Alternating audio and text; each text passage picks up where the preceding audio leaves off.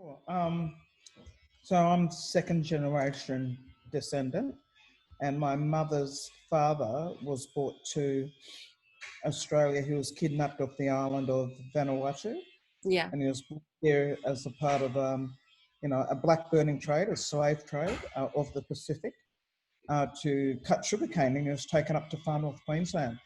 And my grandmother's mother, because my grandmother was born on a plantation in Maryborough. So my mother's first generation born, and I'm second generation born into this particular slave trade, or indentured labour trade, as I like to smooth it over as. But yeah.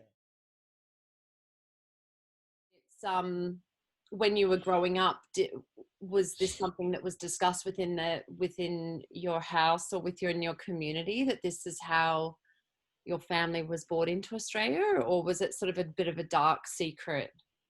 No, there's no dark secret, because it was evident that, oppression for First Nations people as well as our people, it was rife, it was a reality. And people were proud. Our people have been advocating for recognition since 1903, since the White Australia policy came in 1901. So the first South Sea Islander organisation, or Pacific Island organisation, was formed in Mackay, Queensland, in 1903 to advocate for those that have been here for some 40 odd years to stay, because they're displaced, they're born into this um, country, they've formed families Yeah. within the trade, and they have a right to live and stay with their families. So this advocacy work, most South Sea Islander families, or Australian South Sea Islander families, are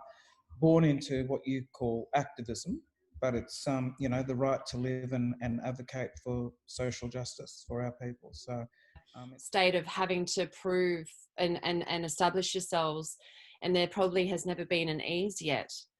That there's still no resolution to any of that history. There's never been a real definitive moment in our Australian history where we've said, oh, okay. Yeah, I mean, as is for First Nations Australians, the struggles are very similar, if not the same. And we hear the rhetoric of apology, not even an apology, but acknowledgement of, as in the 1994 Commonwealth recognition.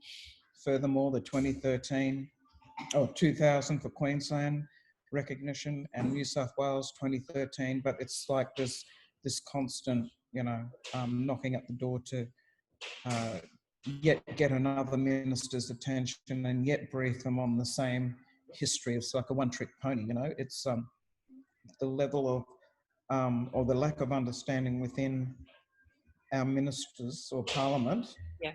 It's just an endless cycle of just re-educating people, whereas it should be, mandatory from primary school onwards about, how this country was born.